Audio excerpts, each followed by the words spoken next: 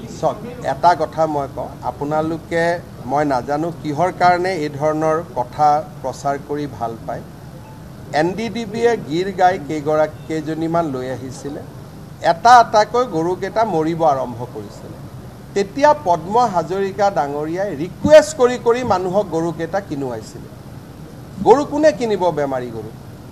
গতিকে আপোনালোকে যে মানুহকেইজনে টকা পইচা দি গৰুকেইটা কিনিলে তাক ধন্যবাদ নিদি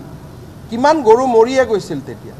মই নাজানো যে এইবিলাক কথাত কিনাটো বিতৰ্ক হ'ব পাৰে নেকি আপোনালোকে এটা গৰু নিলামলৈকে গুচি গ'ল তো ইমান দূৰলৈকে যদি চিন্তা কৰে বিজেপিক বেয়া পাই কিন্তু ইমান দূৰলৈকে বস্তুটো লৈ যাব নালাগে সেই সময়ততো মোৰ চিন্তা আছিলে কেনেকৈ গৰুকেইটা কাবাক দি বচুৱাব পাৰোঁ এটাৰ পিছত এটাকৈ মৰি আছিলে কোনেওতো বিনা পইচাত গৰুকেইটা লৈ যোৱা নাই আপোনালোকে এইটোক লৈ এনেকৈ পকাইছে যেন গোটেই মাটি বাৰী কণ্টেক্ট ইভেন গড়কেইটা মৰোতেও আপোনালোক ইমান চিন্তিত নাছিল তো বিজেপিক বেয়া পাই ইমান আৰু অপেনলি কিয় কৰিব লাগে সেই সময়ত গৰুকেইটা বিক্ৰী কৰিবৰ কাৰণে মই 7-10 দিন খোৱা নাই যে কেনেকৈ গৰুকেইটা পঠাব পাৰি আৰু এই গোটেই কামটো পদ্ম হাজৰিকাৰ দেখা চকুৰ আগত হৈছিল পদ্ম হাজৰিকা ডাঙৰীয়াই যেনে তেনে মোক সদায় ফোন কৰে যে মুখ্যমন্ত্ৰী মহোদয় কি কৰোঁ আজিও এটা গৰু মৰিলে এতিয়া আপোনালোকে গৰুক নিলাম কৰোৱাই নিলাম কৰিবৰ কাৰণেতো মানকাছাৰৰ পৰা সদায় গৰু ধৰি থাকোঁ যদি নিলামত গৰু কিনা মানুহ আছে অসমত তেতিয়াতো গৰু আমাৰ হাতত হাজাৰ হাজাৰ গৰু আছে ব্যৱস্থাটো সম্পূৰ্ণভাৱে গৰু খুঁটিৰ প্ৰকল্প গৰু খুঁটিৰ কল্যাণৰ বাবে কৰা ব্যৱস্থা আৰু যিসকলে সেই সময়ত টকা পইচা দি লৈ গ'ল আমিতো বাচিলোঁ আজিতো মানকাছাৰত হাজাৰ হাজাৰ গৰু পৰি আছে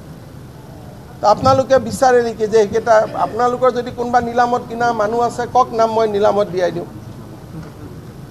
ইমানটোলৈকে কৰিব নাপায় আৰু সেইকাৰণে আপোনালোকে মানুহক এনেকৈ সমালোচনা কৰে এটা সময়ত মানুহক একদম চুকলৈকে ঠেলি দিয়ে পাকিস্তানৰ কথাটোতো ইমান নাপাতে আপোনালোকে না বজাই আছে কিন্তু এনেকৈতো নুসুধে সোধাটোতো মই দেখা নাই নাই ক'ত সোধে চুচু মুচু কৰি ময়ো চাই থাকোঁ নাই আপোনালোকক ৰাষ্ট্ৰৰ য'ত নিৰাপত্তা জড়িত আছে বাংলাদেশী একাউণ্টকেইটাৰ বিষয়ে কাক সুধিলে পাকিস্তানৰ পৰা যে অসমৰ একাউণ্ট চলি আছে এইকেইটাৰ বিষয়ে কাক চলিলে আজিতো মই ইমানলৈকে কওঁ যে অসম যুৱ কংগ্ৰেছৰ একাউণ্টটো চৌদি আৰবিয়াৰ পৰা চলি আছে কিন্তু সেইবিলাকততো আপোনালোকৰ ইণ্টাৰেষ্ট নাই গৰু কোনে কিনিলে গৰু কোনে খালে এইবিলাকে কথা গতিকে কোনেও আমি বিনা পইচা দিয়া নাই মইতো এটা সময়ত কৈছিলোঁ দি দিয়ক কাবাক যেনে তেনে গৰুকেইটা বাচিব লাগে মৰিব নালাগে ইমান দূৰলৈকে শিপাইছিলে অসম যুৱ কংগ্ৰেছৰ একদম মই আৰু এখন প্ৰেছ কনফাৰেঞ্চ কৰিম সেই সময়ত মোৰতো চিন্তা আছিলে যে গাঁৱৰ মানুহ কোনোবাই গৰুখিনি যেনে তেনে লৈ যাওক আৰু গীৰ গৰুক আমাৰ মানুহে খুৱাই ৰাখিব নোৱাৰে কাৰণ খৰচ বহুত কোনোবা মন্ত্ৰী বিধায়কে লৈ গৈছে আশীৰ্বাদহে পাইছে গৰু এটাক জীৱন দিয়াটো দুনিয়াৰ গৰু যে ধুবুৰীত কাটি কাটি মাৰি মাৰি খালে তাৰ কথাটো আলোচনা নহয় আপোনালোকে গৰু খুঁটিৰ 34টা গৰুৰ কথা পাতিছে ধুবুৰীত যে 1450টা গৰু কুৰবানী হৈ গ'ল সেইটো কথাটো কোনেও পতা নাই ক'ত পাতিলে এইকেইটাতো চব চুৰি কৰি অনা গৰু আছিলে এইকেইটাতো দেখা দেখি কিনা সেইকেইটাতো চুৰি কৰি অনা এই যে গৰু মাংসবিলাক লৈ গৈ যে নামঘৰ মন্দিৰৰ সন্মুখত ৰাখি আছে এইটোতো আলোচনা কৰা নাই বিজেপিক বেয়া পাই লাভ নাই ইলেকশ্যনত বিজেপিয়ে জিকিব ইমান এইবিলাক কৰি নোৱাৰে নাই নাই গৰু কিনা কথাটো ৰাজনীতি হ'ব পাৰে নেকি কওকচোন কিনা আৰু লগত আপুনিয়ে কৈছিল যে ছাৰ কিনি লৈছে দান লোৱা নাই ব্যৱস্থাটো একেবাৰে গৰু আমি দান দিব ৰাজি আছোঁ কাৰণ ইমান গৰু ধৰি থাকোঁ কাৰোবাক যদি গৰু লাগে মোক ক'লেই হ'ল বাংলাদেশ সীমান্তত ইমান গৰু ধৰি থাকোঁ গৰু দি দিম গতিকে গৰু দিয়াত কোনো আপত্তি নাই অসমত গৰুৱে গৰু ধৰি থাকোঁ ল'ব মানুহ নাই ইজনক হাত ধৰোঁ সিজনক হাত ধৰোঁ সিটো গোচালাক দিল্লীৰ পৰা মাতি আনো যেনে তেনে গৰুকেইটা ৰাখক এতিয়া যে মালিগাঁৱত যে যিমানকেইটা গোচালাত গৰু আছে এই গোটেই গৰুবোৰতো বিনা পইচাত দিয়া গৰু কিনাও নহয়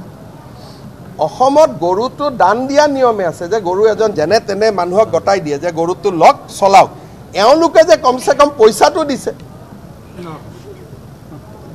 এতিয়া আপুনি চাওক আমাৰ দদৰাত ইয়াত আছে যোৰহাটত আমাৰ গৌশালা আছে তেওঁলোকে মোক ৰিকুৱেষ্ট কৰি থাকে যে ছাৰ আমাক টকা দিয়ক গৰুকেইটা বচাই ৰাখিবৰ কাৰণে তো গৰুটো দান দিয়াৰ পৰম্পৰা অসমত আছে যে গৌশালাৰ আমি দি দিওঁ গৰুকেইটা যেনে তেনে বচাই ৰাখ পুলিচে গৰু ৰাখিব নোৱাৰেতো আমি গৰু গতাই দিওঁ গতিকে গৰু কিনিছে যে বিধায়ক কেইজনে মইতো বহুত ভাল পাইছোঁ যে কিনিটো কমচে কম লৈ গৈছোঁ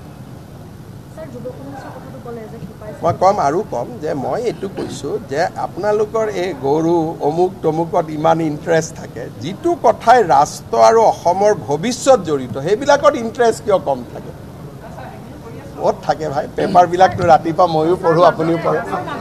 নাই চেনেলবিলাক ময়ো পঢ়োঁ ৰাতিপুৱা পেপাৰবিলাক ময়ো চাওঁ কাটিং কেইটা ময়ো চাওঁ মইতো বুজি পাওঁ না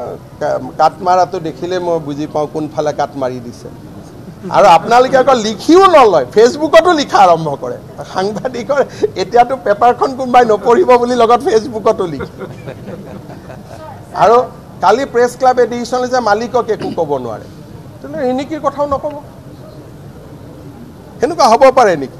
মইতো ক'ম ভাই মালিকৰ কথা খুব লিখিব ৰিণিকীৰ কথা লিখক জয়ন্ত বৰুৱাৰ কথা লিখক ঠিক আছে সঞ্জীৱ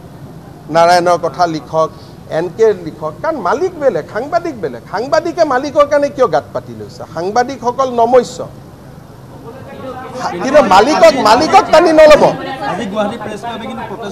আৰে মালিকক নাটানিব মালিকসকলৰ কথা গেৰেণ্টি দিব যাওঁতে মালিকসকলৰ পিছফালে ইমান কাহিনী থাকে সাংবাদিকেতো নাজানে সাংবাদিক এজনেতো লিখিবহে আহে কাৰ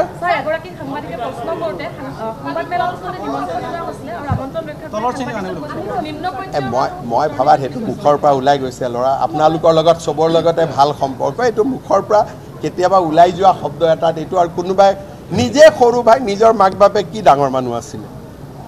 যিজন মন্ত্ৰীৰ কথা কৈছে তেওঁৰ মাক বাপেক আদানী আৰু আম্বানী আছিল নেকি তেওঁ নিজে সেই হিচাপতো চবেই আমি সৰু ঘৰৰ মানুহ মইতো কথাই কৈ থাকোঁ মইতো প্ৰত্যেক মিটিঙতে নকওঁ জানো মই সৰু ঘৰৰ মানুহ বুলি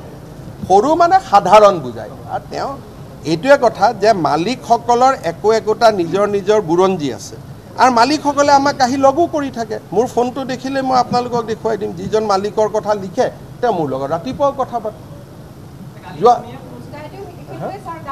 নহয় সেইকাৰণে কৈছোঁ সাংবাদিকসকল বেলেগ কমপ্লিট মালিকসকল বেলেগ মালিকসকলক আমি যদি কিবা দুটা কথা কওঁ সেইটোত সাংবাদিকসকল আহিব নালাগে কাৰণ সাংবাদিকসকলে দৰমহাহে পায় তেওঁলোকে নিজৰ কামহে কৰে মালিকসকলৰ কথাটো ইণ্টাৰেষ্টটো বহুত বেলেগটো গতিকে আপোনালোকে মালিকসকলৰ লগত এতিয়া যোৱা কেইদিনমান আগতে এজন মালিকৰ লগত মই এখন মিটিং কৰিছোঁ ৰেকৰ্ডেড মিটিং তাতে হেল্থ ডিপাৰ্টমেণ্টৰ পৰা এডুকেশ্যনৰ পৰা টুৰিজিমৰ পৰা চব আনি মিটিং পাতিছোঁ তেওঁৰ কামৰ কাৰণে গতিকে তেওঁলোকৰ চিন্তা চৰ্চা মালিকসকলৰ বেলেগ আপোনালোকৰ চিন্তা চৰ্চা বেলেগ গতিকে আপোনালোকে আমাক লিখক সমালোচনা কৰক আমাৰতো কোনো আপত্তি নাই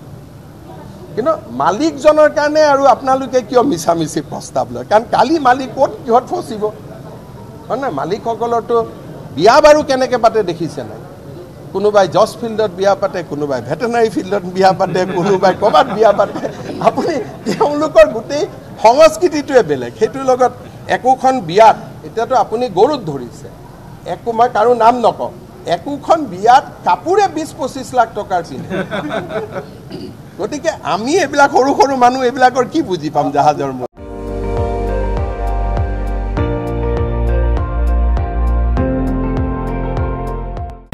আপুনি চাই আছে ND24